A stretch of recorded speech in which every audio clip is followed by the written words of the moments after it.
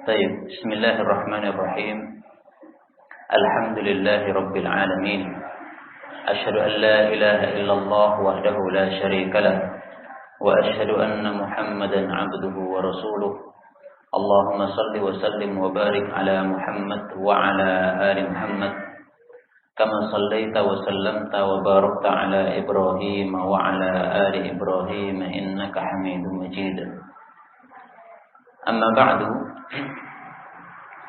Bapak Ibu, ikhwan akhwati fillah rahimani wa rahimakumullah. Alhamdulillah pada pagi hari ini kita bisa melanjutkan majelis ilmu yang mana disebut oleh Rasulullah sallallahu alaihi wasallam sebagai kebun-kebun jannah atau kebun-kebun surga. Dan kita berada pada sebuah tempat yang paling utama, yang paling dicintai oleh Allah Subhanahu wa taala, yaitu masjid-masjidnya Allah Subhanahu wa taala. Dan materi pada pagi hari ini sebagaimana sudah diinformasikan adalah tentang fikih kurban. Tapi sebagai muqaddimah, saya ingin membacakan satu ayat Al-Qur'an di mana ayat ini sangat penting sekali karena berkaitan dengan hari-hari kita pada waktu ini. A'udzu billahi as-sami'il 'alim minasy syaithanir rajim min hamzihi wa nafthihi wa nafthihi bismillahirrahmanirrahim wal fajr wa layalin 'ashr wasyaf'i wal watr wal laili idza yasr.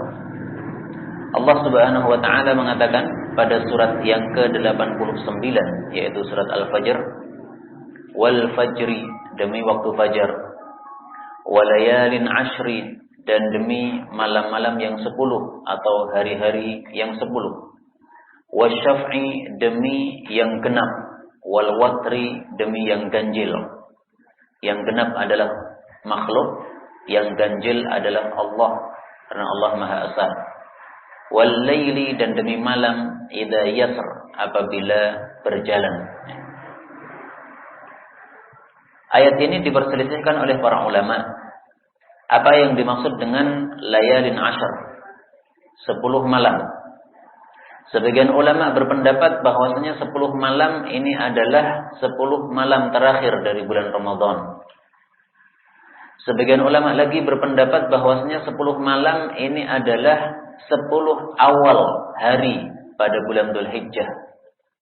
Berarti tanggal 1 Dzulhijjah sampai dengan 10 Dzulhijjah. Kita sekarang sampai tanggal berapa ini, Pak? 6, 7. Okay. Berarti kita sudah masuk pada layalin ashar, 10 malam dari bulan Dzulhijjah. Kitab tafsir yang tersebar di Indonesia adalah kitab tafsir Jalalain.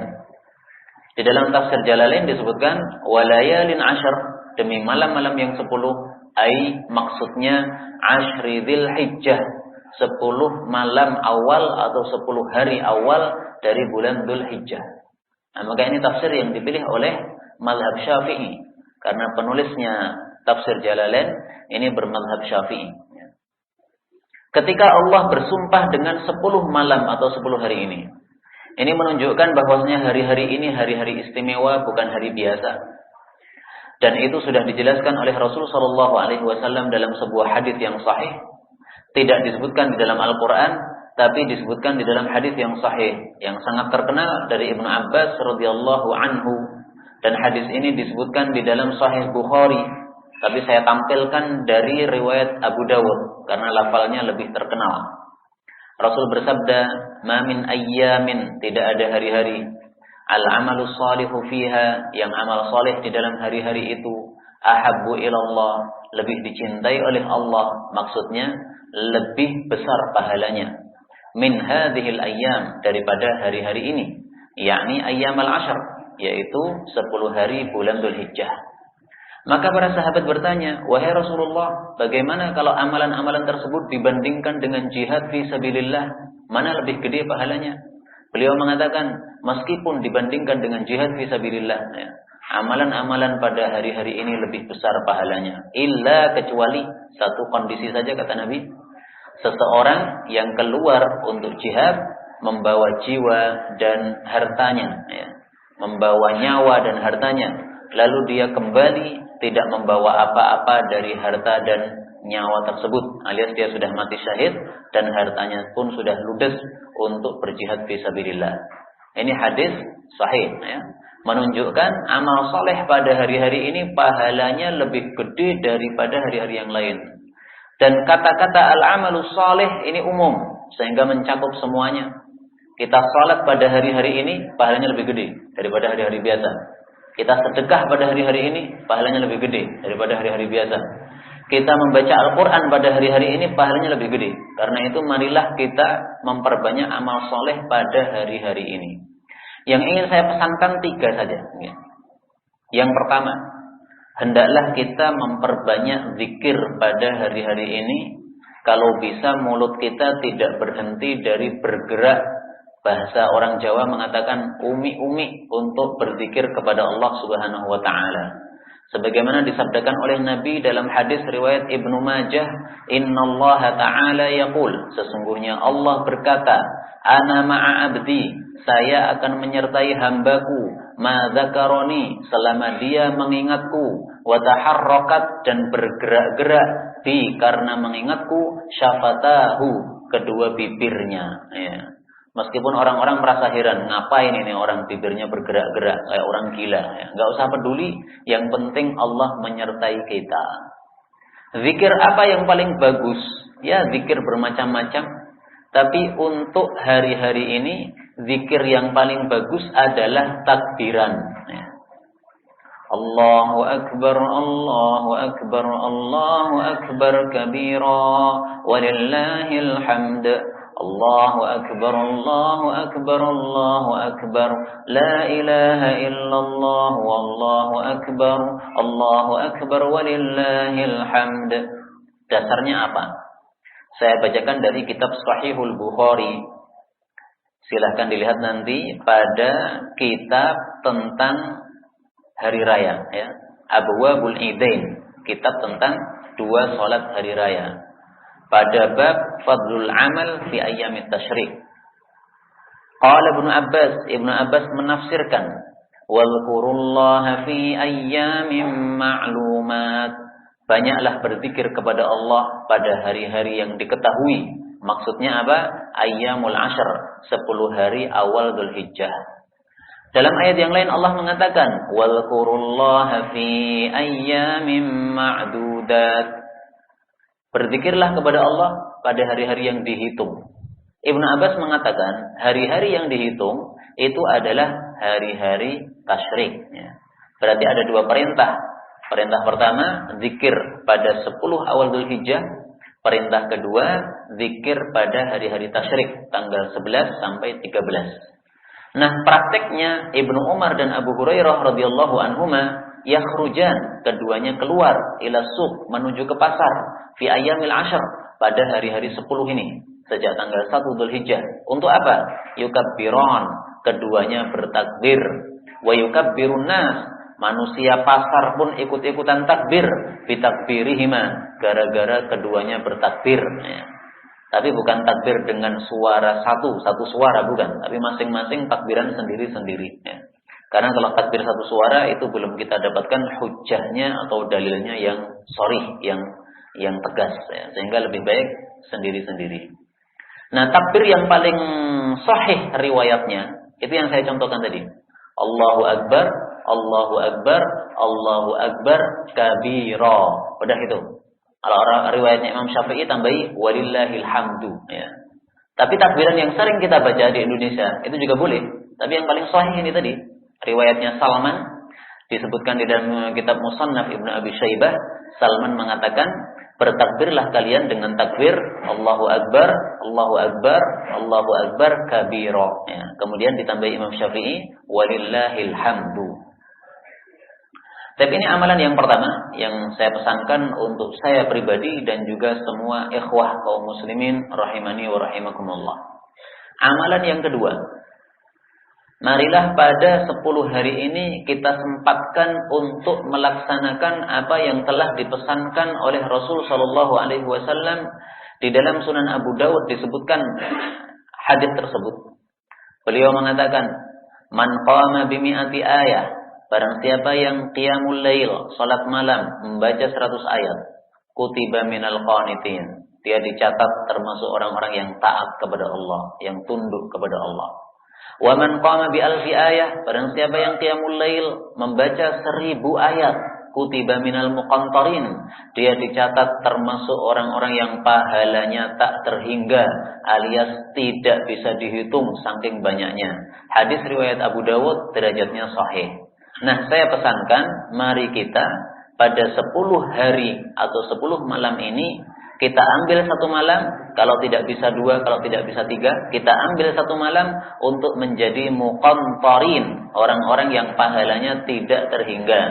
Yaitu kita sholat tahajud, bacalah berapa? 1000 ayat.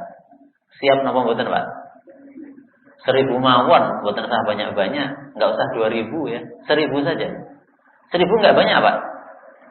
Syekh Abdul Qadir Al-Jailani mengatakan, kalau kita membaca surat Qul Huwallahu Ahad diulangi 250 kali, kita sudah dapat 1000 ayat.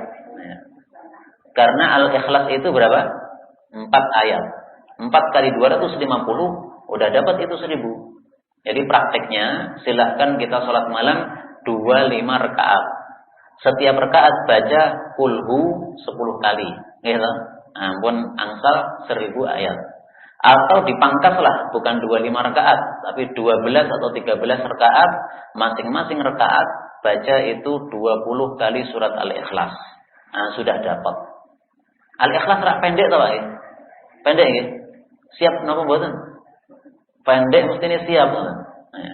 Qul huwallahu ahadunillahus samad lam yalid wa lam yulad wa lam yakul lahu kufuwan ahad.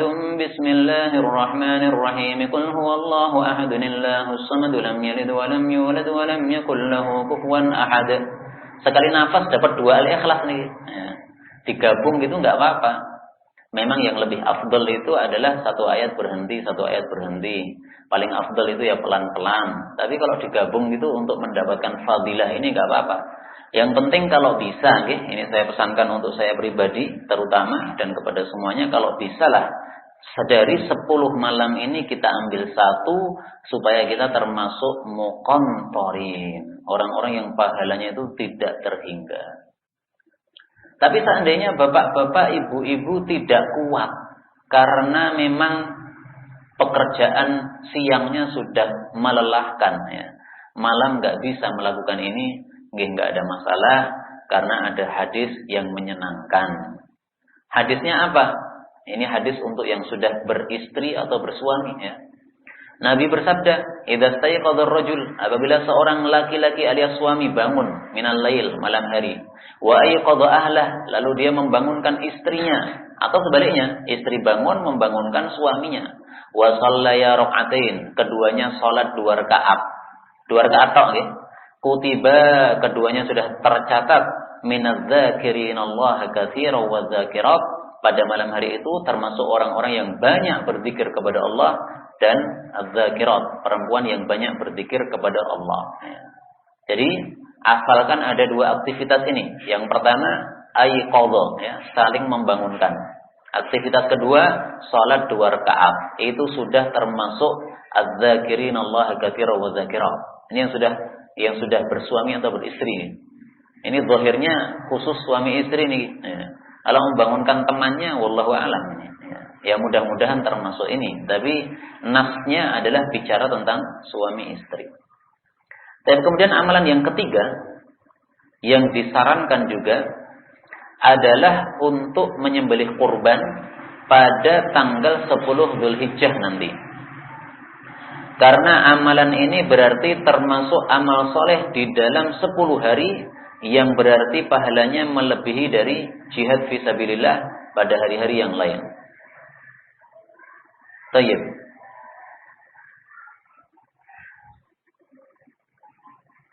Sekarang kita masuk materi. Setelah saya sampaikan muqaddimahnya, untuk memperbanyak amal pada hari-hari ini, maka materi kita pada pagi hari ini judulnya adalah Fiqhul Udhiyah bid-dalil wa ta'lil. Fikih kurban Idul Adha berdasarkan dalil. Kalau tidak ada dalil maka pakai ta'lil, ya, alasan yang masuk akal ketika tidak ada dalil yang kita dapatkan, ya, itu baru berpindah kepada ta'lil. Nah, ini masalah sebenarnya sudah saya tulis di dalam sebuah buku, tapi bukunya bahasa Arab. Judulnya juga Fiqhul Udhiyah, ya. Adapun buku yang berbahasa Indonesia itu tidak lengkap, hanya mencakup beberapa masalah saja. Dan buku itu nanti insya Allah saya tinggal di sini, ya, supaya nanti bisa dikopi bagi yang memerlukannya. Buku yang Indonesia, ya. Dan di sini ada 30 poin, tapi saya tidak tahu apakah 30 poin ini bisa terselesaikan pada pagi hari ini atau tidak. Karena saya khawatir kalau bicara lama-lama nanti pada ngantuk. Nggih napa mboten? Nggih. Ini sudah wajar. Yang namanya majelis kalau lama itu setannya pasti datang dan pasti ngantuk, ya. Pasti itu. Karena yang ngomong seperti itu adalah para guru-guru kita, ulama-ulama salaf mengatakan seperti itu. Idza talal majlis dakhala syaitan, ya. Kalau majelis terlalu lama ya setannya ngantuk. Maka saya ingin bicara hanya 45 menit. Nah, nanti selesai atau tidak selesai kita tutup saja, kemudian dibuka tanya jawab, baik yang berkaitan dengan kurban ini maupun yang tidak berkaitan, ya. Supaya tanya jawabnya lebih longgar, ya, tidak tergesa-gesa. Baik, dan masalah ini karena banyak sehingga saya ringkas beberapa masalah, mungkin tidak saya tampilkan dalilnya, tapi kalau penting nanti saya tampilkan dalilnya. Ya, kita mulai dari poin yang pertama, ya. Al-mas'alatul ula, poin yang pertama, hukmul udhiyyati mukhtalafun fi. Hukum kurban Idul Adha diperselisihkan oleh para ulama kita. Ada 3 pendapat. Pendapat pertama, mazhab Hanafi. Wajib kurban bagi yang hartanya sudah mencapai nisab, sekitar 40 juta, ya. Maka kalau tidak punya duit 40 juta tidak wajib kurban, mazhab Hanafi. Pendapat kedua, hukumnya sunnah muakkadah. Ini pendapatnya mayoritas para ulama termasuk Imam Syafi'i rahimahullah. Pendapat ketiga, hukumnya wajib bagi orang yang mampu. Ini pendapatnya Imam Lais, temannya Imam Malik rahimahullah, ya. Dari 3 pendapat ini, yang kuat ada kalanya nomor 2, ada kalanya nomor 3. Ya. Saya secara pribadi memilih pendapat nomor 2. Bahwasanya hukumnya sunnah muakkadah, tidak wajib. Sehingga meskipun kaya tidak berkorban, tidak dosa. Ini pendapat saya yang saya pilih. Pendapat yang saya pilih. Ya. Kenapa? 1. Karena Abu Bakar As-Siddiq radhiyallahu taala anhu dan Umar radhiyallahu taala anhu pernah tidak berkorban secara sengaja padahal punya duit. Keduanya mengatakan saya tidak korban supaya masyarakat paham bahwasanya memang tidak wajib, ya. Jadi inilah pendapatnya Abu Bakar dan Umar, berpendapat tidak wajib. Sementara itu Rasul Shallallahu Alaihi Wasallam bersabda, 2 hadis yang ingin saya sampaikan. Pertama, beliau mengatakan, iktadu bil ladaini min ba'di. Ikutilah 2 orang sepeninggal saya. Siapa? Abu Bakar dan Umar. Hadis riwayat Tirmidzi, derajatnya sahih. Imam As-Sindi mengomentari hadis ini mengatakan, ini isyarat bahwasanya pendapat yang dipilih oleh Abu Bakar dan Umar itu lebih mendekati kebenaran dari pendapatnya orang lain. Berdasarkan apa? Hadis ini. Hadis yang kedua, Rasulullah Shallallahu Alaihi Wasallam mengatakan tentang Umar secara khusus, ya. Innallaha, sesungguhnya Allah, ja'alal haqqa, sudah meletakkan kebenaran di mana? Ala lisani Umar, pada lidahnya Umar bin Khattab, wa qalbihi, dan pada hatinya. Nah, sehingga pendapat yang dipilih oleh Umar, sehingga Umar tenang hatinya terhadap pendapat itu, kemudian disampaikan atau difatwakan oleh Umar, nah ini lebih mendekati kepada kebenaran berdasarkan hadis ini, ya. Wallahu a'lam bishawab. Kemudian juga mayoritas ulama kenapa berpendapat untuk kurban ini tidak wajib? Karena ada satu hadis yang sangat terkenal riwayat Imam Muslim. Nabi mengatakan, idza dakhala al-'ashru, kalau sudah masuk 10 Dzulhijjah, jadi tanggal 1 Dzulhijjah, wa arada ahadukum ayyudhiya, dan seseorang di antara kalian pengen kurban, fala yamassa min sya'rihi wala min basharihi syai'a, maka jangan menyentuh alias memotong bulu atau rambutnya maupun kulit atau kukunya sedikit pun. Hadis riwayat Imam Muslim dari Ummu Salamah, hadis sahih ya. Para ulama katakan di sini ada kalimat arada, ingin. Kata-kata ingin untuk kurban ini menunjukkan kurban hukumnya tidak wajib. Ya. Karena kalau wajib tidak mungkin diungkapkan dengan kata-kata ingin, nggak mungkin. Ya. Karena sesuatu yang wajib ya harus mau, tidak bisa ada kata-kata ingin atau tidak ingin. Ya. Inilah dalilnya mayoritas para ulama. Nah sekarang kenapa sebagian ulama berpendapat wajib? Atau mungkin bapak-bapak ikut yang berpendapat wajib, mengatakan, bukankah Nabi mengancam ya, siapa yang tidak mau kurban padahal punya duit, maka jangan ikut sholat id di lapangan ya. Mari kita tampilkan hadisnya. Hadisnya disebutkan di dalam kitab Bulughul Maram ya. Man kana lahu sa'atun, barang siapa yang mempunyai kelonggaran, yaitu kelonggaran harta, walam yudhhi, dia tidak mau kurban, fala yaqrabanna, betul-betul jangan mendekati musallana, tempat salat Idul Adha kami ya. Ini hadis riwayat Ibnu Majah, derajatnya sahih, dari Abu Hurairah radhiyallahu anhu. Apa maksud jangan mendekati salat Idul Adha kami? Ini seolah-olah mengatakan tidak usah gabung sama kaum muslimin. Udah gabungnya sama orang-orang kafir saja. Ya. Yang nggak mau korban padahal punya duit, gabung sama orang kafir saja. Masuk kelenteng sana, masuk gereja sana, nggak usah masuk masjid, nggak usah masuk lapangan. Ya. Itu kalau dipanjangkan. Tapi hadis ini ternyata bermasalah, Pak. Masalahnya apa? Antum buka saja dalam kitab Bulughul Maram. Di situ disebutkan hadis diriwayatkan oleh Imam Ahmad dan Ibnu Majah, disahihkan oleh Hakim, walakin akan tetapi rajjahal a'immatu ghairuhu, para imam-imam selain Imam Hakim menguatkan waqfahu, bahwa hadis ini mauquf ya. Mauquf maksudnya bukan sabda Nabi, tapi perkataan sahabat. Jadi menurut para imam-imam, ini kalimat man kana lahu sa'atun wa lam yudhhi fala yaqrabanna musallana, ini bukan sabda Nabi tapi fatwa dari Abu Hurairah. Abu Hurairah seorang sahabat Nabi, dia pernah menjadi gubernur di Madinah. Pantas seorang gubernur marah-marah atau bikin aturan kepada rakyatnya. Rakyatku, kalian kaya-kaya. Siapa yang tidak mau korban, nggak usah ikut ke lapangan. Ini wajar seorang gubernur bikin aturan kepada masyarakatnya. Wallahu a'lam bishawab. Karena itu hadis ini tidak begitu kuat untuk dijadikan dalil. Kenapa? Karena masih ada perselisihan di antara para ulama, sabda Nabi atau bukan. Nah, yang lebih kuat ini bukan sabda Nabi Shallallahu Alaihi Wasallam. Karena itu sekali lagi saya memilih pendapat nomor 2, yaitu sunnah muakkadah. Tapi saya masih menghargai pendapat guru-guru saya, termasuk juga pendapatnya bapak saya yang saya hormati, Ustadz Abu Abdillah. Beliau berpendapat wajib bagi yang mampu. Ya. Kalau tidak mau kurban, maka berdosa dan tidak usah ikut sholat berjamaah di lapangan. Ya. Tapi itu sebagaimana sudah saya sebutkan tadi, dalilnya bermasalah.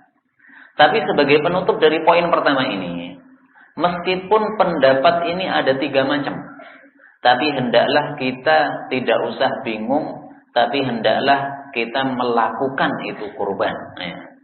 Mau pendapatnya sunnah, mau pendapatnya wajib bagi yang mampu atau bagi yang mencapai nisab, nggak usah bingung. Yang penting ambil duit, kurbanlah. Udah gitu aja. Ya. Kenapa? Sebagaimana disebutkan dalam Al-Quran, Allah Subhanahu wa Ta'ala mengatakan, "Alladzina yastami'una al-qawla fayattabi'una ahsanah." Surat Az-Zumar. Ini surat yang dibaca oleh Nabi sebelum tidur setiap malam. Surat Az-Zumar ayat 17. Fabashshir ibad, berilah kabar gembira kepada hamba-hamba saya. Hamba-hamba yang bagaimana? Alladzina yastami'una al-qawl, yang mereka itu mendengarkan ucapan, fayattabi'una ahsanah, lalu mereka mengikuti yang paling baik. Ya. Jadi ada pendapat bermacam-macam. Ikuti yang paling baik saja. Paling baik bagaimana? Ya amalkan. Ya. Ulaikal ladzina hadahumullah, mereka itulah yang mendapatkan hidayah dari Allah. Wa ulaika hum ulul albab, dan mereka itulah orang-orang yang mempunyai pikiran yang lurus.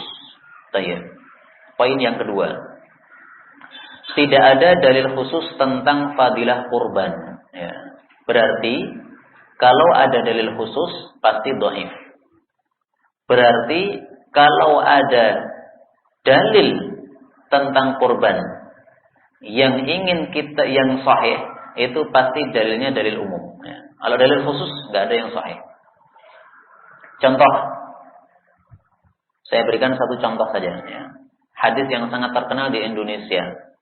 Konon Nabi Shallallahu Alaihi Wasallam bersabda, memerintahkan kita untuk memilih kurban yang paling istimewa. Istafrihu, pilihlah yang paling istimewa atau paling gemuk, dohayakum, di antara kurban-kurban Idul Adha kalian. Fa innaha, karena kurban tersebut, matoyakum, adalah kendaraan kalian, ala sirat, di atas jembatan neraka jahanam nanti di akhirat. Ya. Hadis ini hanya diriwayatkan oleh Al-Firdaus, dan hadis yang hanya diriwayatkan oleh Al-Firdaus itu semuanya dhaif kecuali beberapa gelintir hadis saja. Ini termasuk hadis yang dhaifun jiddan, ya, sangat dhaif.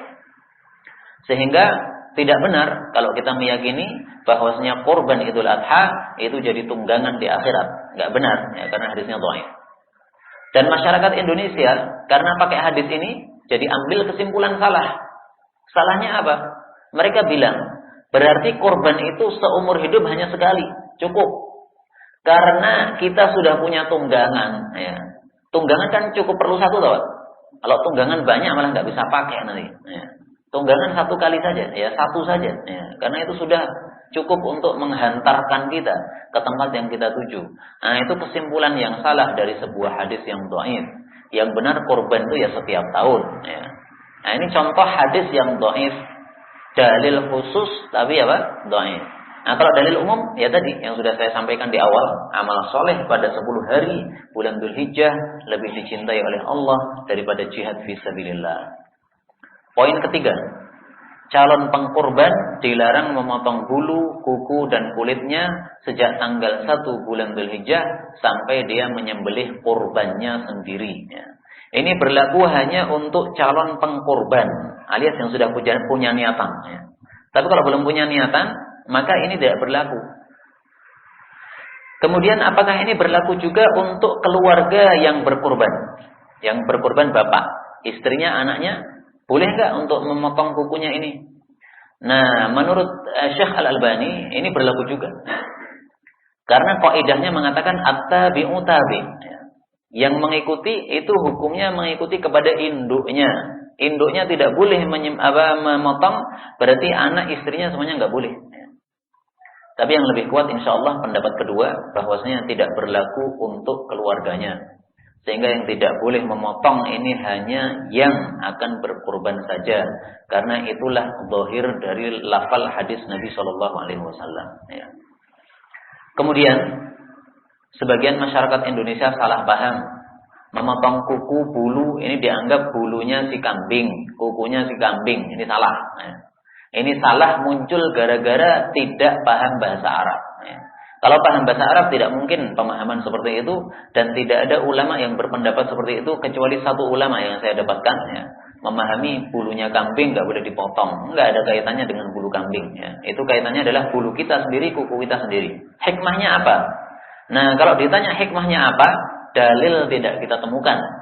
Kita hanya menemukan ta'lil. Ya. Ta'lil yaitu apa? Alasan yang normal, yang wajar.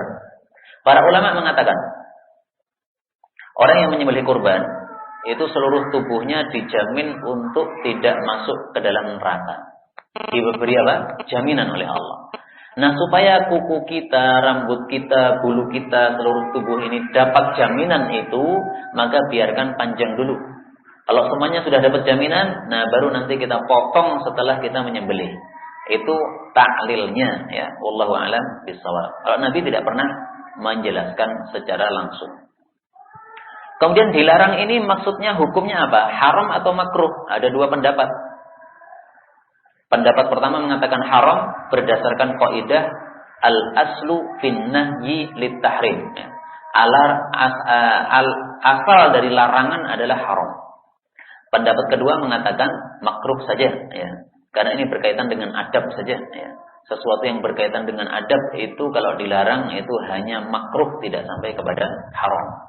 Tapi kalau ibadah, nah, ketika dilarang maka itu adalah sampai kepada haram, ya.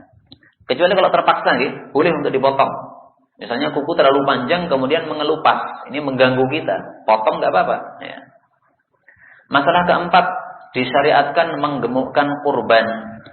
Sebagaimana dikatakan oleh Abu Umamah, kunna nusammin, adalah kami para sahabat Nabi suka menggemukkan kurban. Hadis riwayat Bukhari secara muallaq. Apa yang dimaksud menggemukkan kurban? Kalau kita sudah punya kurban tersebut, maka maksudnya diberi makan yang cukup, yang bergizi, sehingga nanti pada hari hanya itu sudah gemuk. Ya. Kalau kita belum punya kambing kurban, maka maksud menggemukkan adalah carilah atau pilihlah yang gemuk, gitu. Sehingga kalau kita datang ke tempat penjualan kambing, jangan bertanya, Pak, mana paling murah? Ya. Mana paling kerempeng, Pak? Bukan itu yang ditanyakan. Ya.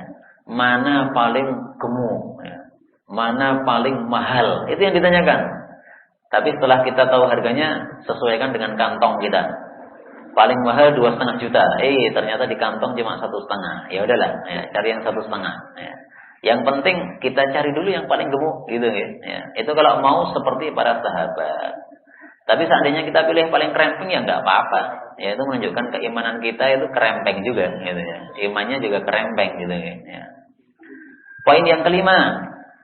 Hewan kurban hanyalah 3 hewan an'am, hewan ternak, karena Allah menyebutkan dalam Al-Quran mim bahimatil an'am, sehingga tidak boleh berkurban selain hewan an'am ini, yaitu 1 unta, 2 sapi, 3 kambing.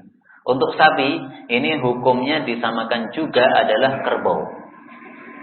Untuk kambing maka ada 2 macam, ada kambing Jawa disebut ma'zun, ada kambing domba, termasuk gembel itu, ya. Itu disebut dha'nun. Nah, dua-duanya itu sah untuk hewan kurban.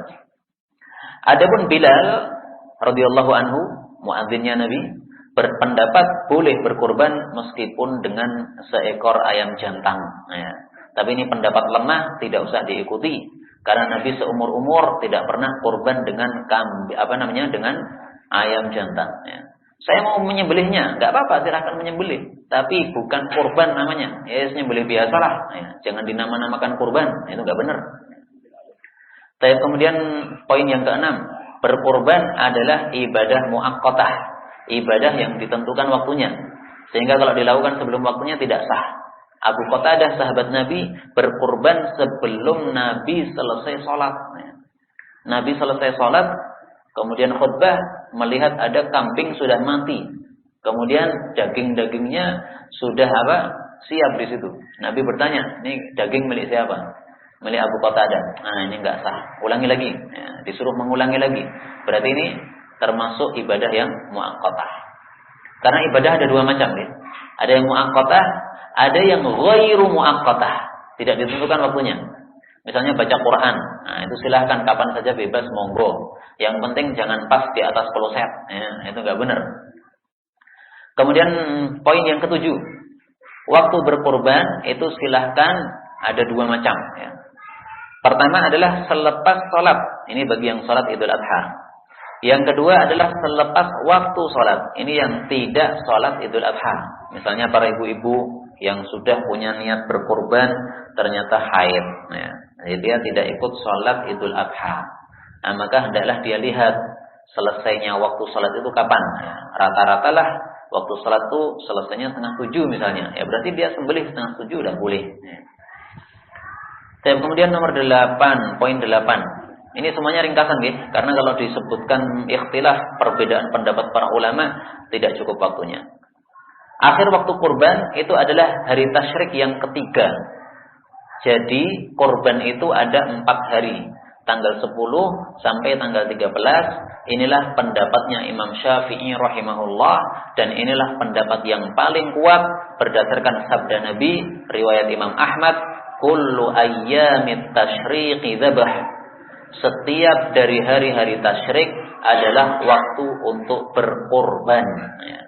Karena itu kita ikut mazhab Syafi'i dalam hal ini. Kita tidak ikut mazhabnya mayoritas para ulama yang mereka mengatakan hari raya kurban, waktu kurban hanya 3, tanggal 10, 11, 12. Kenapa kita tidak ikut? Karena ini dalilnya hanya perkataan sahabat, yaitu perkataan Ali dan Ibnu Umar yang mengatakan seperti itu. Nah, sekarang ada sabda Nabi, ada perkataan Ali radhiyallahu anhu. Ya, kita ikuti Nabi aja, ya, selama hadisnya sahih. Adapun Ali bin Abi Thalib ini bukan hujjah, bukan dalil, ya, bisa salah, bisa benar.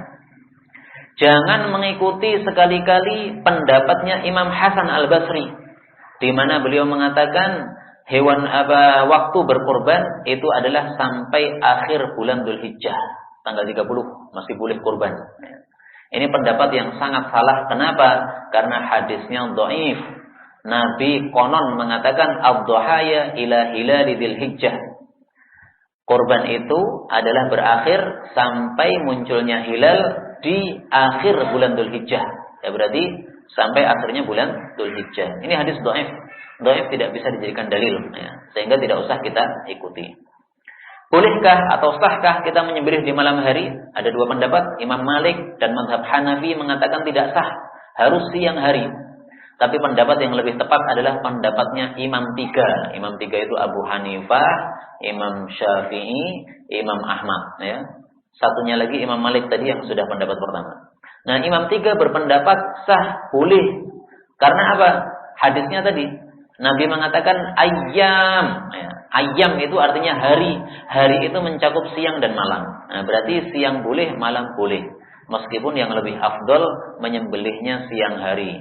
Kenapa lebih afdol? Karena itulah praktik Nabi dan itu tidak ada perselisihan pendapat padanya. Maka lebih utama. Ya. Poin yang ke-9. Disunnahkan berkorban di musalla. Musalla itu apa? Tempat sholat Idul Adha. Berarti di lapangan. Ya. Disunnahkan menyembelih korban di lapangan. Karena itulah praktik Nabi. Beliau sholat Idul Adha, pulang ke rumah, ambil hewan korban, ditarik ke lapangan, disembelih di lapangan. Ya. Cuman hadis ini memang memunculkan beberapa pendapat ulama. Pendapat pertama mengatakan itu sunnahnya khusus imam. Yang bukan imam nggak disunnahkan begitu. Ya. Pendapat kedua mengatakan ini sunnah umum semuanya. Ya. Kalau imam seperti itu, Nabi seperti itu, ya semuanya juga ikut seperti itu. Di musola sunnah. Pendapat ketiga, Imam Syaukani mengatakan maksud hadis itu adalah hendaklah menyembelih kurban bimar al-fuqara, di tempat terbuka yang bisa dilihat oleh orang-orang fakir. Ya. Contohnya apa? Lapangan. Contohnya apa? Emperan masjid. Ya. Bukan emperan, maksudnya halamannya masjid. Ya. Halamannya masjid, karena itu tempatnya terbuka. Orang-orang miskin pasti jujuknya ke situ ya kalau hari raya itu. Karena mereka pasti dapat daging di situ. Nah, enggak ada masalah. Itu pendapatnya Imam Syaukani rahimahullah, dan menurut saya itu lebih mudah ya. Karena kalau kita musholanya jauh, masa kita harus pulang pergi terus gitu, Pak? Repot ya. Meskipun pulang pergi itu ya pahalanya lebih besar, tapi kan repot gitu ya. Merepotkan kita ya. Sudahlah, di tempat terbuka saja. Ini lebih masuk akal ya, sebagaimana dipahami oleh Imam Syaukani rahimahullah. Pendapat ke-10, boleh berkurban di rumah kita masing-masing. Dan ini sudah disepakati oleh para ulama. Tidak ada yang melarang. Meskipun mereka mengatakan sunnahnya di lapangan, tapi di rumah-rumah kita nggak apa-apa. Adapun hadisnya dalam Bukhari disebutkan narji' fananhar. Kita pulang dari lapangan, lalu kita menyembelih. Ya. Kata-kata fa artinya lalu. Itu maksudnya adalah lalu yang tanpa jeda. Ya. Jadi pulang ke rumah lalu tanpa jeda menyembelih. Berarti kan maksudnya menyembelih di rumah. Ya, berarti zahirnya boleh menyembelih di rumah kita. Wallahu a'lam. Poin ke-11.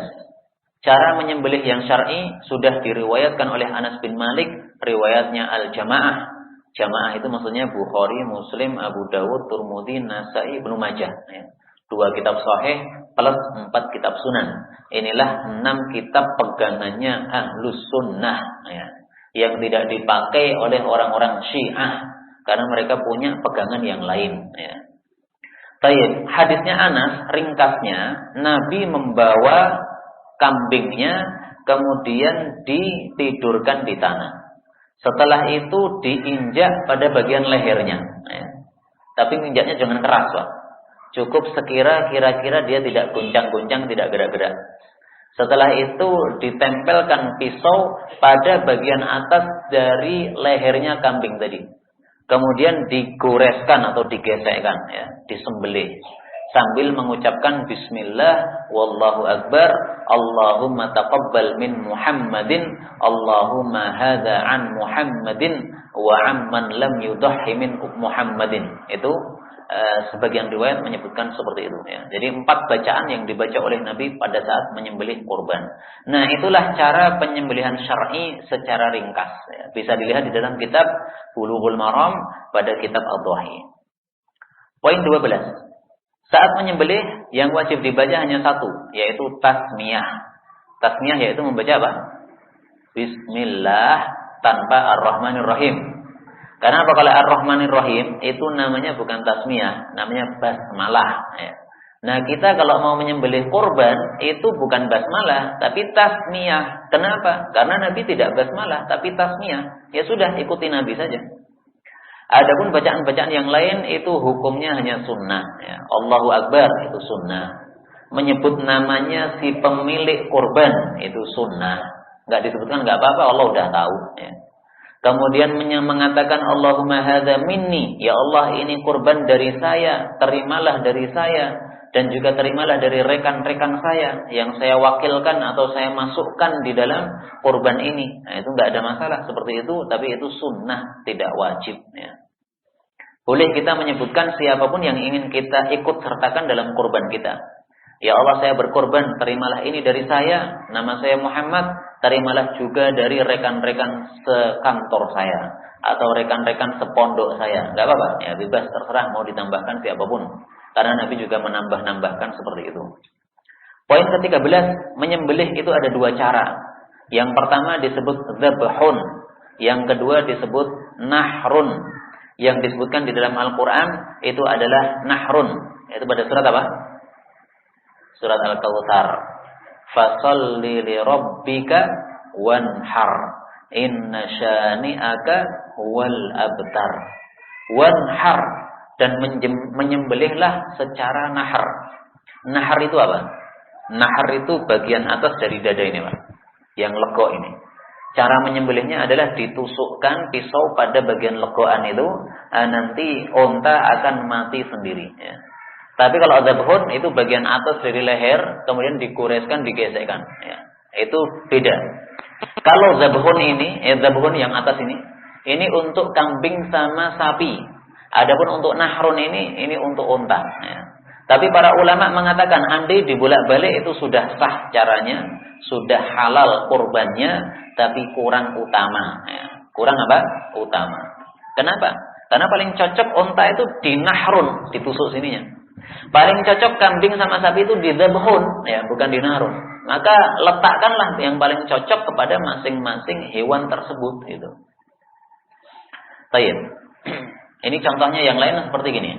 Nabi bersabda, termasuk fitrah mencabut bulu ketiak, memotong kumis, mencukur bulu kemaluan.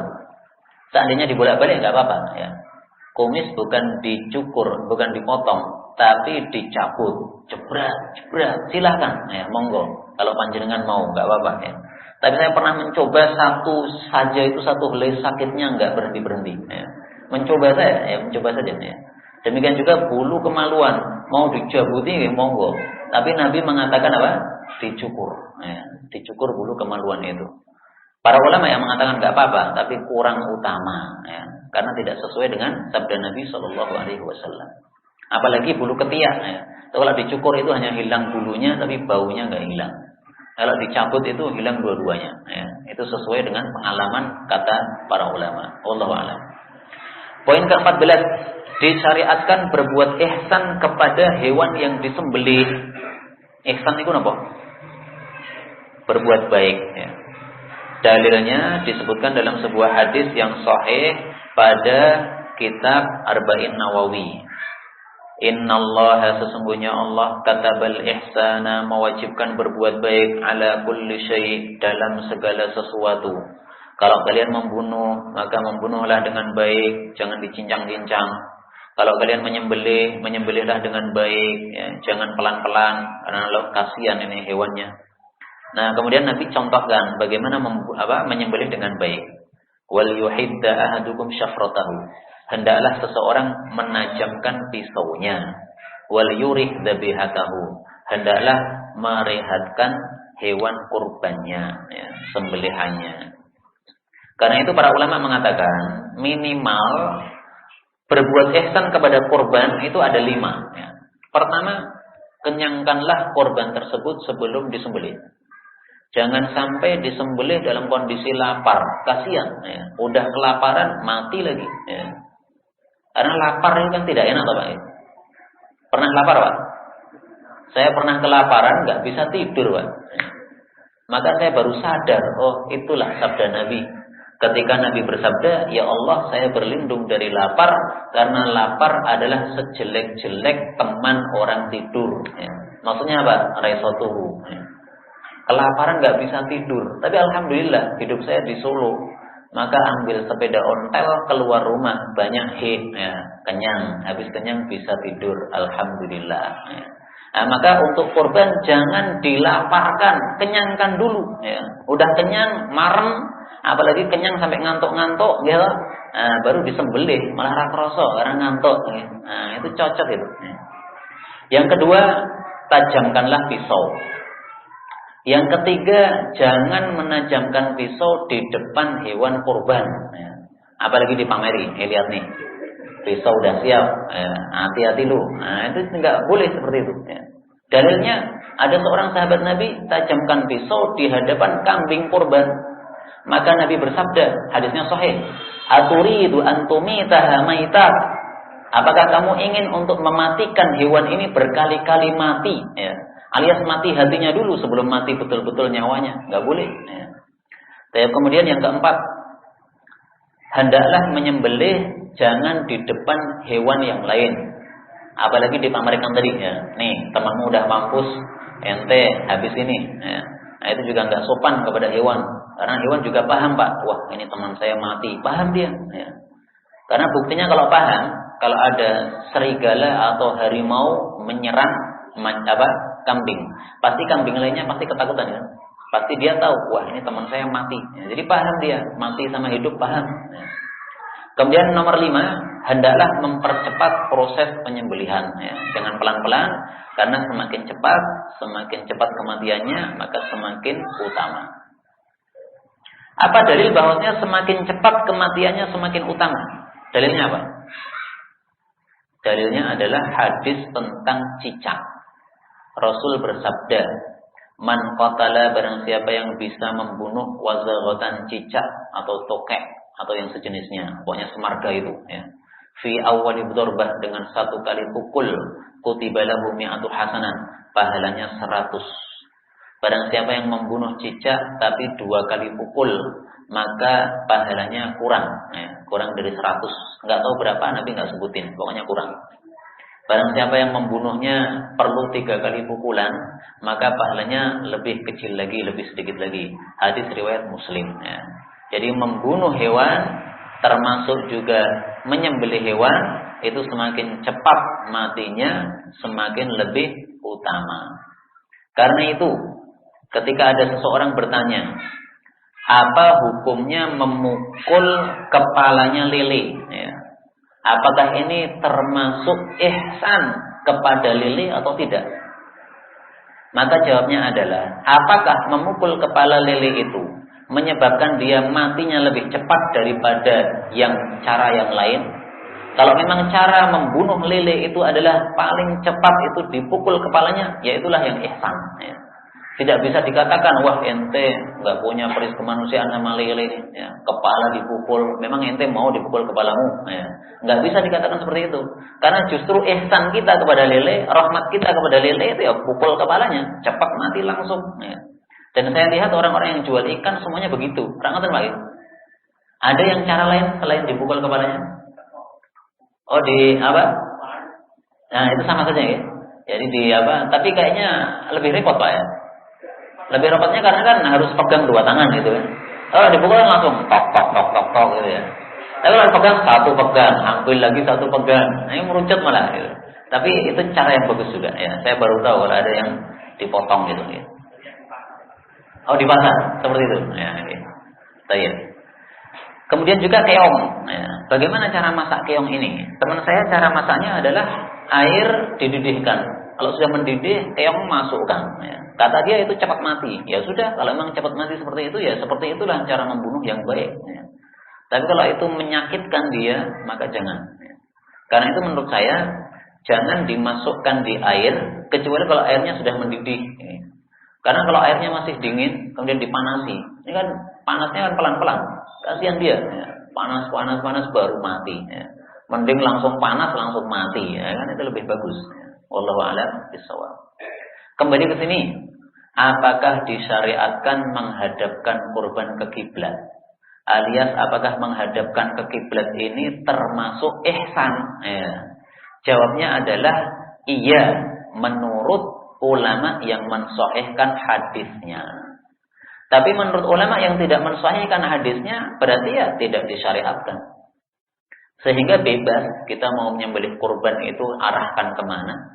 Tapi menurut saya lebih baik dihadapkan ke kiblat, ya. Karena ada hadisnya meskipun diperselisihkan oleh para ulama. Syekh Arnaud mengatakan bisa dikatakan hadisnya hasan. Syekh Albani mengatakan hadisnya dhaif. Syekh Darani mengatakan hadisnya sahih karena dikuatkan oleh jalur-jalur yang lain, ya. Dikuatkan oleh hadis-hadis yang lain. Tapi yang jelas Rasulullah Shallallahu Alaihi Wasallam sampaikan bahwasanya kiblat itu arah yang mulia. Rasul bersabda, barang siapa yang meludah ke arah kiblat, maka dia datang pada hari kiamat, ludahnya ditaruh oleh Allah di antara kedua matanya. Ya. Ludahnya nempel di batuknya sini. Gara-gara apa? Orang Indonesia meludah ke arah barat. Ya.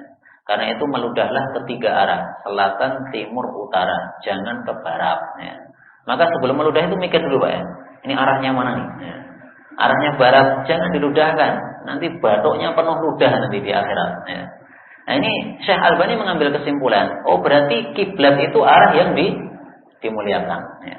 Nah maka termasuk juga di dalam menghadapkan kurban ke arah kiblat, ini adalah masuk bab itu. Wallahu a'lam bishawab. Tapi seandainya ini sapinya ini nakal gitu ya, ditidurkan ke arah barat, malah dia menghadap ke arah timur. Mau dibalik repot sekali. Udah nggak usah dibaratkan, ya. Ke timur nggak apa-apa. Kemudian poin yang ke-15, wanita boleh menyembelih.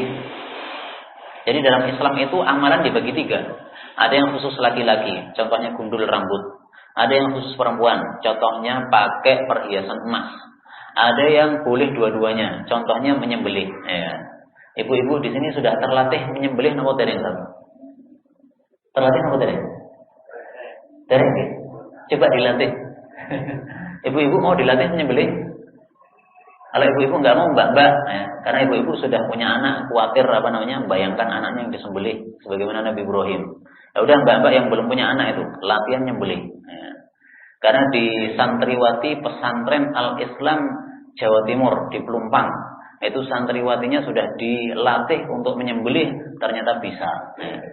Santri-santri Sanawi SMP itu udah bisa nyembelih kambing. Ya. Yang belum bisa sapi belum bisa. Ya. Karena sapinya gede-gede. Gitu. Tapi apa dalilnya? Silahkan lihat di dalam kitab Sahih Bukhari dari hadisnya Ka'ab bin Malik.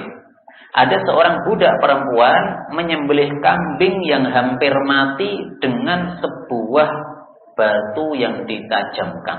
Ya. Lalu dilaporkan kepada Nabi. Nabi mengatakan halal. Ya. Maka dari situ diambil 3 kesimpulan. Pertama, kalau ada hewan yang hampir mati, maka segeralah dimatikan. Kenapa? Karena kasihan kalau dia tidak segera mati kesakitan. Dan kasihan kalau dia termasuk hewan yang halal, maka jadi mubadzir karena jadi bangkai. Ya. Sehingga kalau kita misalnya lihat, ada semut keinjak orang, akhirnya dia setengah mati kecil-kecil gitu, langsung matikan aja Pak. Ya. Kasihan. Ya. Kecuali kalau antum bisa menyembuhkan, ini ada semut, saya obati sampai sembuh. Nah, kalau antum bisa silakan. Kalau nggak bisa matikan aja, ya. Tepuk sampai mati, ya. Itu lebih baik. Yang kedua pelajarannya adalah perempuan boleh menyembelih. Yang ketiga pelajarannya adalah boleh menyembelih dengan apa? Batu. Yang penting tajam sehingga bisa menyebabkan kematian hewan tersebut. Masalah ke-16 dilarang menyembelih dengan gigi atau kuku. Adapun gigi ini termasuk tulang. Padahal tulang ini makanannya orang-orang jin, sehingga jin muslim juga makan tulang, ya. Maka kasihan kalau gigi ini kita kotori dengan darah, kasihan mereka. Biasanya gigi hewan nih, gigi yang gede-gede itu, ya mungkin termasuk taring gajah gitu ya. Demikian juga kuku ini tidak diperbolehkan untuk menyembelih karena kuku ini adalah pisaunya orang-orang kafir zaman dulu. Sehingga tidak boleh kita meniru orang-orang kafir, meskipun sekarang mereka tidak pakai kuku, tapi tetap kuku ini tidak boleh untuk menyembelih. Ya, ini juga kuku hewan yang gede-gede biasanya gitu. Poin 17, penyembelihan induk berlaku untuk janinnya. Ya. Sehingga kalau ada kambing betina kita sembelih, ternyata keluar janinnya sudah mati, sudah halal masak. Ya. Tapi kalau dia keluar masih hidup, harus disembelih yang kedua kalinya. Ya. Kaidahnya at-tabi'u tabi'. Ya, seorang yang mengikuti itu mengikuti kepada induknya. Induknya sudah disembelih halal, berarti janinnya juga sudah disembelih halal. Ya. Poin 18, usia kurban yang sah itu adalah usia yang musinnah. Tapi khusus domba boleh juga usia jaza'ah. Ya. Apa musinnah? Musinnah itu untuk sapi 2 tahun, untuk kambing 1 tahun, untuk onta 5 tahun. Itu kalau dilihat usia. Ya. Boleh juga tidak dilihat usia, tapi dilihat giginya. Yaitu sudah apa? Sudah poel. Nah itu definisi dari musinnah. Sehingga manapun dari definisi ini kita ambil boleh. Kita punya kambing sudah poel, tapi usianya baru 11 bulan, silakan. Kita punya kambing usia 1 tahun, 1 bulan, tapi belum poel, silahkan, sah. Ya. Yang penting sudah musinnah, baik giginya maupun usianya. Adapun jaza'ah, ini adalah usia separuh dari musinnah, khusus untuk kambing domba. Berarti usia berapa Pak? 6 bulan. Ya. 6 bulan sudah sah, itu kalau gembel, kalau domba. Tapi kalau kambing Jawa 6 bulan nggak sah. Ya. Ini semuanya ada dalilnya, tapi sebagai ringkasan tidak usah kita tampilkan. Poin 19, korban paling utama menurut sebagian ulama adalah kambing gibas yang bertanduk lengkap, yang gemuk, yang mahal harganya, yang berwarna amlah. Warna amlah adalah warna putih seluruh tubuhnya kecuali 3 tempat, yaitu sekitar mata hitam, sekitar perut hitam, sekitar kaki juga hitam. Kenapa ini korban paling utama? Karena itu yang dipilih oleh Nabi SAW. Nabi biasanya berkorban dengan kambing gibas, tidak dengan onta, tidak dengan sapi. Ya, itu untuk korban Idul Adha-nya. Tapi kalau pas haji, beliau berkorbannya onta. Ya. Karena pas haji kan banyak orang ya. Nah, onta ini dagingnya lebih mantap. Bahkan Nabi itu berkorban 100 ekor onta. Ya. Jadi pas suatu saat Nabi kaya, duitnya banyak, kurbannya 100 ekor onta. Monggo yang siap. Ya. Jadi misalnya bapak-bapak ada yang gajinya setiap bulan misalnya 5 juta atau 10 juta. Nah, udah, itu 10 juta semuanya dibelikan korban. Ya. Mungkin kalau kambing dapat 5, ya kambing korban 5, nggak ada masalah. Dan kemudian nomor 10, apakah hewan yang dikebiri lebih utama? Kenapa sih ini muncul pertanyaan? Karena 2 kambingnya Nabi itu ternyata kambing yang sudah dikebiri. Nah sekarang ketika Nabi pilih kambing yang dikebiri, maka apakah hewan yang dikebiri itu lebih utama? Karena yang dipilih oleh Nabi kan berarti paling utama. Ya. Nah, di sini perselisihan pendapat para ulama.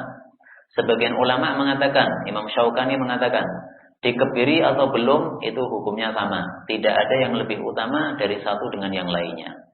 Pendapat ulama yang lain mengatakan dikebiri itu makruh. Ya. Kenapa? Karena sudah berkurang salah satu dari anggota tubuhnya. Tapi ini pendapat dijawab oleh ulama yang lain. Enggak. Karena kalau dikebiri itu berkurang sedikit bagian tubuhnya, tapi diganti dengan yang lebih besar, yaitu dagingnya semakin lezat dan dagingnya semakin gemuk. Ya. Karena kalau sudah dikebiri tidak punya syahwat, sehingga tidak sempat untuk ngumpuli betina. Ya. Maka hidupnya itu hanya makan tidur, dagingnya jadi gemuk. Ya. Maka ini lebih utama. Ya. Jadi kesimpulannya apa? Diperselisihkan ulama, apakah hewan yang dikebiri lebih utama ataukah tidak. Tapi jawaban ringkasnya adalah, apabila dikebiri menyebabkan dagingnya gemuk, maka utama. Tapi kalau dikebiri tetap krempeng, itu enggak utama. Ya. Jadi yang inti bukan kebirinya, tapi dagingnya. Ya. Poin yang ke-20. Hewan putih lebih disukai oleh Allah daripada satu atau dua hewan hitam. Nah, kalau ini perlu ditampilkan dalilnya nih, ya. Supaya marem, itu. Damu afra, darahnya hewan berwarna putih, ahabbu ilallah, lebih dicintai oleh Allah, min daripada saudawaini, dua hewan berwarna hitam. Hadis riwayat Ahmad, derajatnya hasan. Ya. Karena itu kalau ada sapi putih, pilihlah sapi putih daripada sapi hitam. Banyak yang bertanya, bagaimana kalau sapi merah atau sapi coklat? Jawabnya enggak tahu. Ya. Karena Nabi tidak menyampaikan itu. Nabi sampaikan hanya dua, afroh putih, saudawain hitam. Udah itu aja. Merah gimana? Dimasukkan hitam atau dimasukkan putih? Enggak ada dalilnya. Ya. Maka kita katakan enggak tahu. Ya. Yang penting intinya gini. Kalau putih dibandingkan dengan hitam, lebih utama putih. Kemudian putih itu lebih utama daripada yang lain. Intinya itu. Ya, intinya dua itu. Ya. Sehingga pilihlah yang putih kalau ada yang putih. Tapi bukan berarti putih ini satu-satunya afdal loh Pak. Ya. Ini ada sapi krempeng. Harganya cuma 10 juta karena krempeng. Putih. Ini ada sapi hitam gemuk. Ya. Harganya 20 juta. Lebih afdal pun di. Ya lebih afdal yang hitam ini. Jadi warna putih ini bukan satu-satunya keafdalan gitu maksudnya. Tapi seandainya ada dua hewan yang sama ya. Ini 10 juta, ini 10 juta. Ini gemuk, ini gemuk. Ya. Tapi ini yang satu putih, yang satu hitam. Nah, pada saat itu pilihlah yang putih. Itu maksudnya. Ya. Saya pilih yang putih saja. Kenapa? Karena lebih murah, karena krempeng. Urek nih. Ya. Padune ra gelem ngetokke duit sing akeh ini. Ya. Saya tidak mau yang hitam, pakai dalil hadis ini. Nah, itu kan cuma pura-pura saja. Tapi ini saya sudah bicara 45 menit, sudah jam 10. Ternyata baru sampai poin 20. Sehingga 21 dan seterusnya ini mungkin masuk tanya jawab mawon. Nah, monggo kalau ada pertanyaan. Monggo, Pak.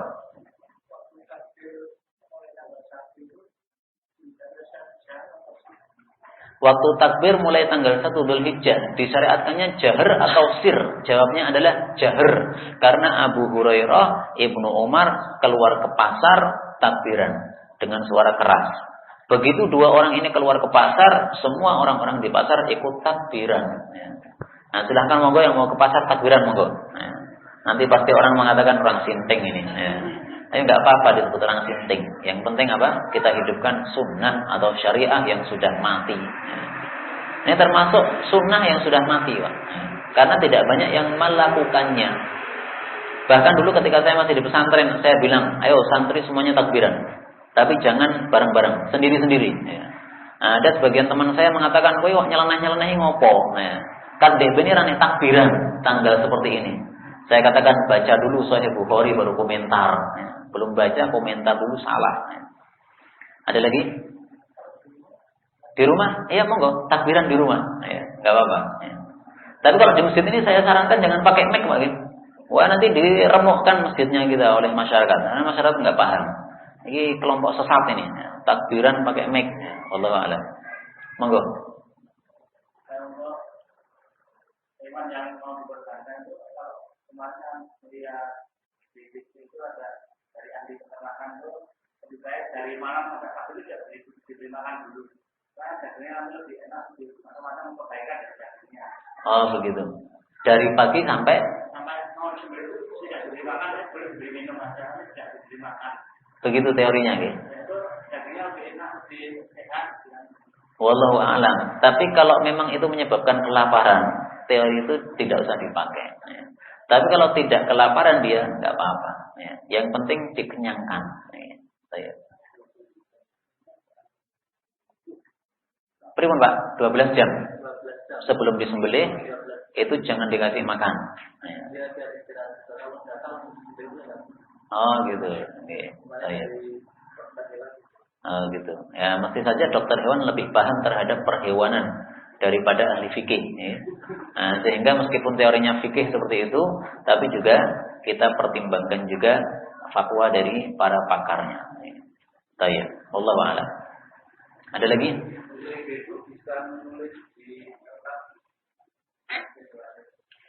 Ya, kemudian saya tambahkan, cacatnya hewan itu ada 3 macam. Ada cacat yang menyebabkan tidak sah untuk dikorbankan, ada cacat yang makruh saja, ada cacat yang tidak ada kaitan hukumnya. Ya. Pertama, yang tidak sah itu adalah 4 cacat yang disebutkan oleh Nabi. Nabi mengatakan ada 4 cacat tidak sah untuk kurban.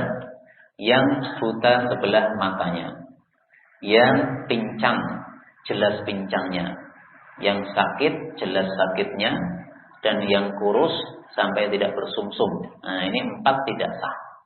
Tapi kalau cuma tanduknya patah, telinganya copot 1, ya, kemudian bulunya kebakaran dan sebagainya, atau jenggotnya kebakaran, ya, kebakaran jenggot, maka itu boleh untuk dikorbankan. Itu hanya apa? Hanya cacat biasa. Kemudian cacat yang ketiga adalah cacat yang tidak berkaitan dengan hukum. Contohnya tadi, yaitu apa? Dikebiri. Ya. Buktinya Nabi sendiri memilih yang dikebiri. Nah, itu berarti cacat yang tidak masuk haram atau tidak sah, juga tidak masuk yang makruh. Baik.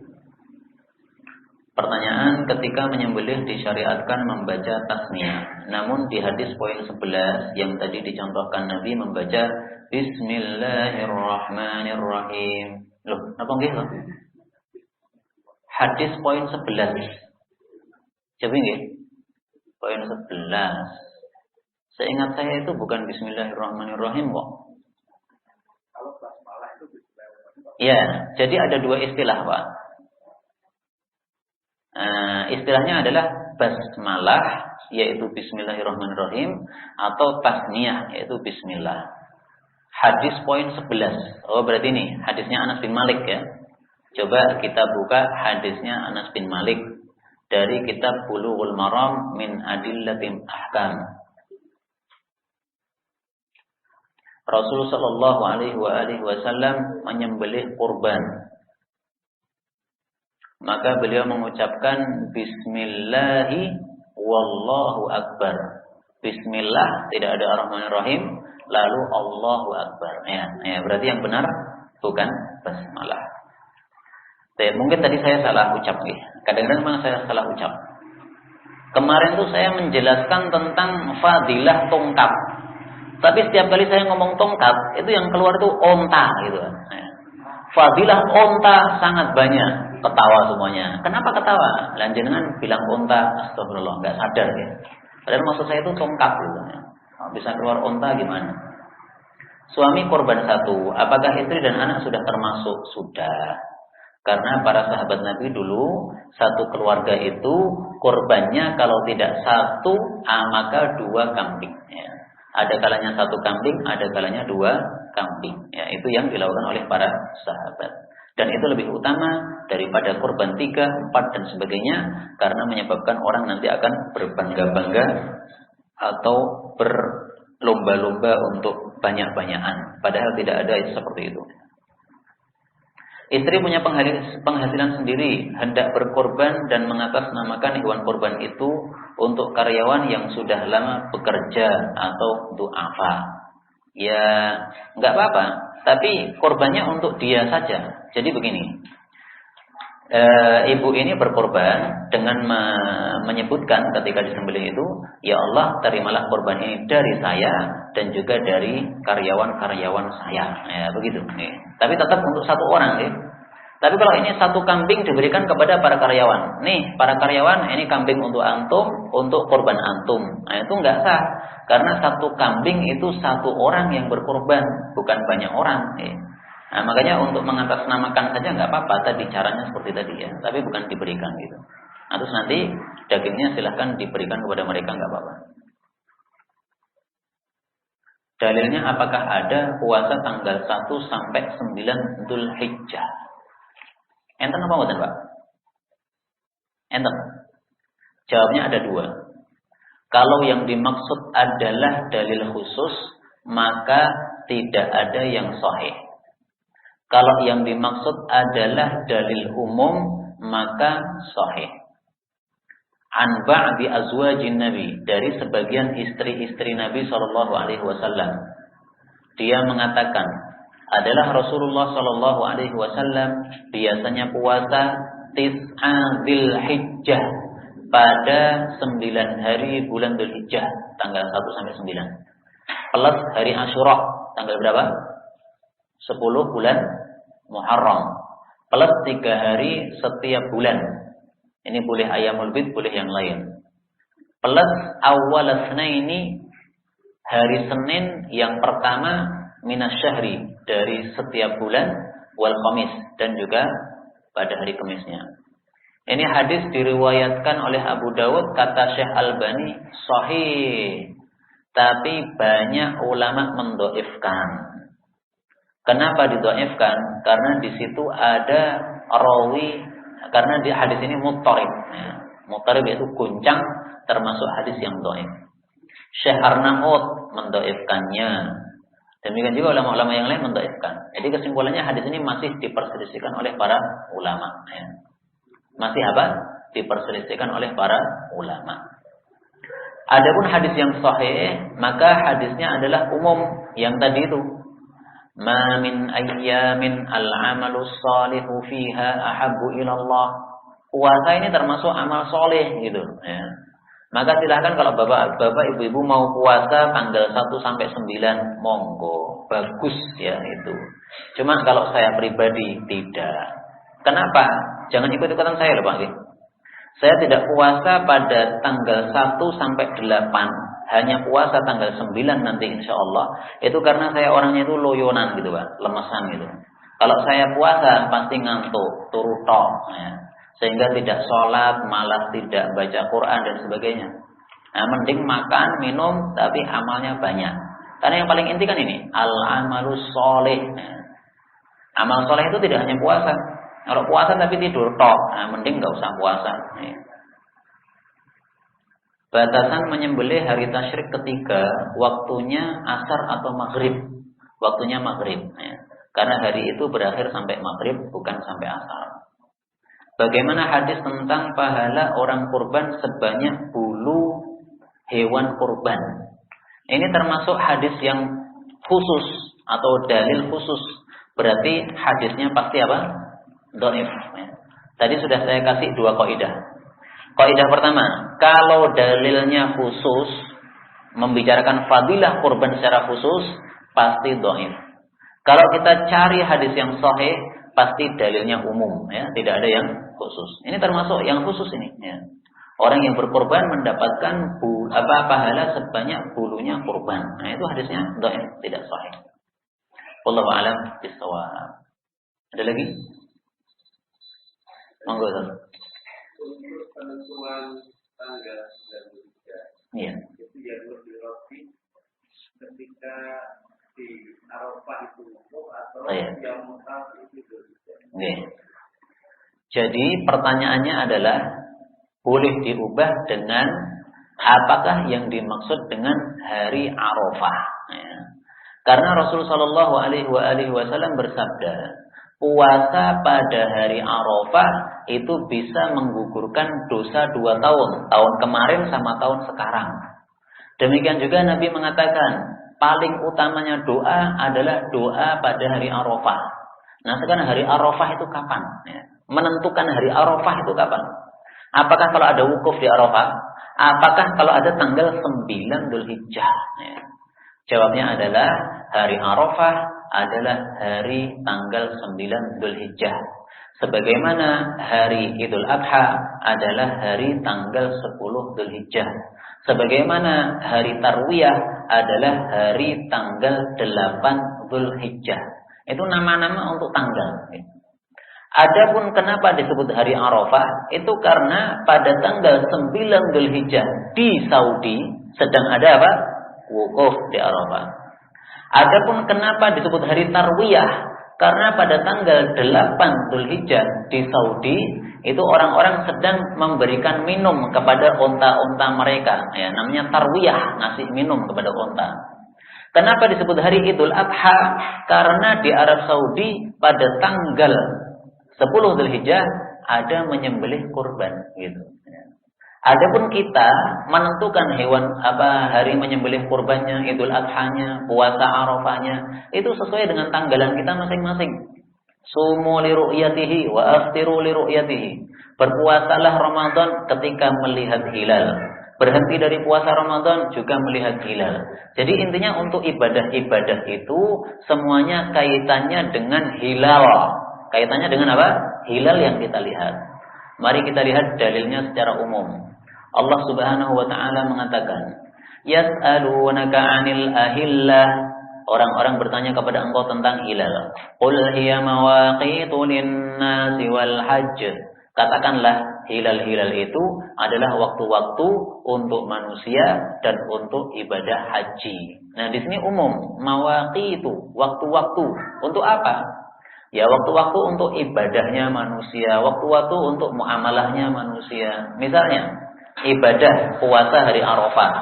Tanggal berapa itu? 9 Dzulhijjah. Bagaimana menentukannya? Lihat hilal. Nah, maka hilal Indonesia berbeda dengan hilal Saudi. Hilalnya Mekah berbeda dengan hilalnya Indonesia. Kita hilalnya ya hilal kita masing-masing. Tapi memang secara jujur, sebagian ulama berpendapat matla'un wahid atau ittihadul matoli. Satu hilal dilihat di atas bumi, ini berlaku untuk seluruh dunia. Tapi ini pendapat lemah, pendapat yang tidak dipakai oleh Ibnu Abbas radhiyallahu anhu. Ibnu Abbas mengatakan kita tidak pakai pendapat itu, tapi kita sesuai sabda Nabi, puasalah kalau melihat hilal. Nah, kalau kita tidak melihat, maka nggak usah peduli dengan hilalnya orang lain atau negara lain. Wallahu a'lam bishawab. Atau gitu. Nah, definisi bahwasanya hari Arafah itu tanggal 9 itu definisi dari para ulama, bukan dari saya. Iya. Ada lagi pertanyaan?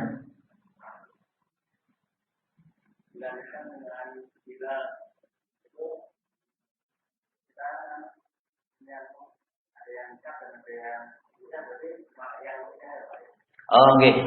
Apakah kita pakai hisab atau ruqyah?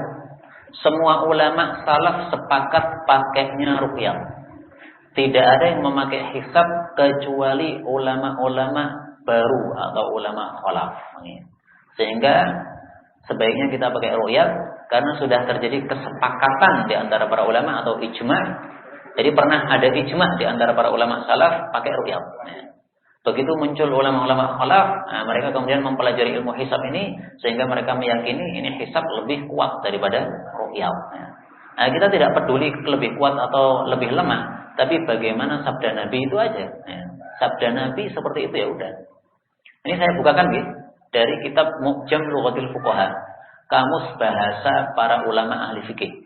Yaumu Arafah definisinya adalah at-tasi'u, tanggal 9 atau hari ke-9 min Dzulhijjah, dari bulan Dzulhijjah. Jadi 9-nya kita kapan? Yaitulah hari Arafah kita. Sehingga hari Arafah kita bisa berbeda dengan hari Arafahnya Mekah. Karena kalau hari Arafah itu dikaitkan dengan wukuf di Arafah, bisa jadi nanti tidak ada hari Arafah, yaitu menjelang hari kiamat, haji sudah nggak ada, otomatis nggak ada yang wukuf. Nah, apakah berarti pada waktu itu kita tidak disunahkan puasa Arafah? Nah, itu jelas salahnya. Puasa Arafah itu disyariatkan sampai hari kiamat ya. Meskipun nggak ada orang wukuf, nggak peduli. Yang penting tanggal 9 yaitu puasa Arafah. Ya. Wallahu a'lam. Ada lagi? Monggo. Kulit.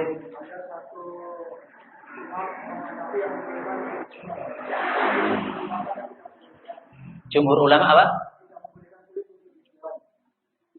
Ya.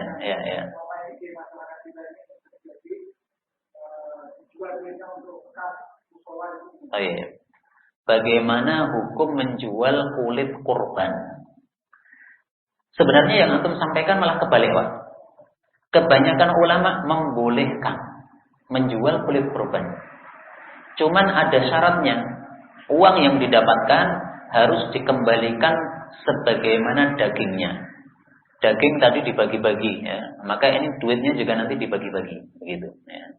Boleh seperti orang-orang biasanya duit kemudian beli kambing satu lagi, sembelih lagi, bagi-bagi lagi, atau beli daging, bagi-bagi lagi, atau beli bumbu untuk masak kambingnya, bagi-bagi, nggak ada masalah. Itu mayoritas para ulama. Sebagian ulama berpendapat nggak boleh dijual sama sekali. Tapi hadisnya yang jelas itu dhaif, diriwayatkan di dalam Musnad Ahmad. Nabi mengatakan la tabi'u, janganlah kalian itu menjual daging-daging hewan kurban. Tapi ada dalil yang sahih yang menunjukkan bahwasanya tidak boleh kita menjualnya. Ya. Tapi bukan dalil yang yang jelas gitu ya. Tapi dalil kesimpulan para ulama. Mari kita lihat hadisnya diriwayatkan oleh Bukhari dan Muslim seingat saya. Yang jelas di Bukhari ada ya. Yaitu yang bicara tentang hewan hadyu. Hadyu itu adalah yang disembelih oleh orang haji.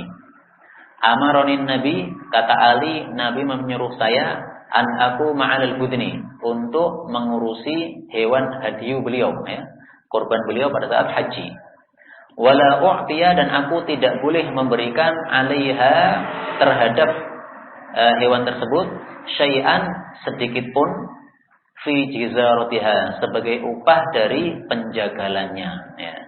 Jadi penjagal ini harus diberi duit sesuai dengan adat kebiasaan, tidak boleh duitnya dihilangkan diganti dengan daging ya. Nah dari situ ulama mengambil kesimpulan berarti daging ini tidak boleh diuangkan alias dijual dan sebagainya ya. Sebagaimana tidak boleh diuangkan yaitu untuk mengupayi si jagal, maka tidak boleh juga diuangkan yaitu untuk dijual. Itu kesimpulan dari hadis ini. Tapi sekarang bagaimana kalau dia itu diuangkan, dijual, tapi kemudian dikembalikan lagi kepada perdagingan? Nah itu mayoritas para ulama membolehkan. Tapi sebagian ulama berpendapat pokoknya nggak boleh dijual titik ya. Udah nggak usah banyak macam-macam. Tapi yang penting Nabi tidak pernah menjual, kita juga tidak menjual. Menurut saya memang tidak menjual itu lebih selamat. Sebagaimana Nabi itu kulitnya tidak dijual tapi diberikan kepada orang miskin, kita juga gitu aja, lebih afdal ya. Daripada kita berijtihad sendiri sesuatu yang tidak dilakukan oleh Nabi. Tapi andaikan masyarakat melakukan seperti itu, monggo kerso. Karena memang banyak ulama membolehkan ya. Hanya sekali lagi ya, ada syaratnya tadi. Jangan duitnya kemudian kantongi ya. Tapi kembalikan lagi kepada perdagingan. Atau caranya adalah kulit ini diberikan kepada TPA misalnya ya. Ini bapak-bapak TPA, ini ada sedekah kulit atau hadiah kulit untuk antum-antum. Nah, kulitnya berikan kepada TPA. Setelah itu bagian TPA yang menjualnya. Nah, itu nggak apa-apa kalau begitu. Karena yang dilarang untuk menjual adalah siapa? Pengkorbannya atau wakilnya. Wakilnya termasuk panitia itu wakilnya. Nah, itu nggak boleh. Wallahu a'lam bishawab. Cukup gitu? Ada lagi?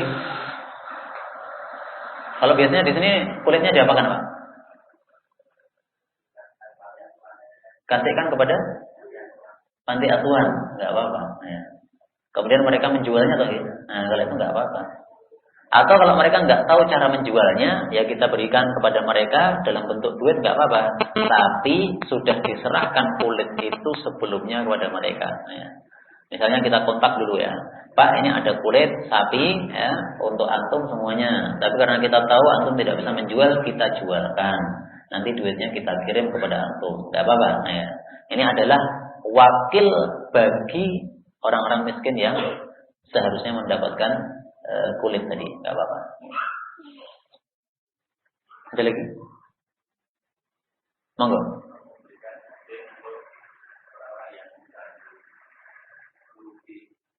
Ya, ini pertanyaan juga sering. Bagaimana memberikan daging kepada orang-orang yang membantu BTT dan sebagainya? Ya. Termasuk juga kita masak bareng-bareng kemudian dimakan bareng-bareng orang yang kerja itu. Jawabnya adalah kalau itu dalam rangka mengupayi maka tidak boleh. Kalau itu tidak dalam rangka mengupayi maka boleh. Sebagaimana juga jagal tadi, Pak. Jagal bayarnya berapa? Bayarnya biasanya 100.000. Ya udah nih 100.000. Kemudian kita bawakan 5 piring kepada 5 penjagal. Enggak apa-apa. Ya. Lu katanya jagal enggak boleh dikasih daging. Itu kan upah. Tapi kalau dikasih berupa hadiah silahkan. Dikasih berupa sedekah silahkan. Apa bedanya hadiah sama sedekah? Sedekah itu untuk orang-orang miskin. Ya. Jagalnya miskin. Berarti nilainya sedekah ini. Tapi jagalnya orang-orang berduit itu. Nah, berarti ini nilainya adalah hadiah. Sebagaimana Anda sudah membantu kita ya menyembelihkan, nah, maka ini saya kasih hadiah, bukan upah loh ya. Buktinya kalau bukan upah, upahnya udah dikasih sempurna.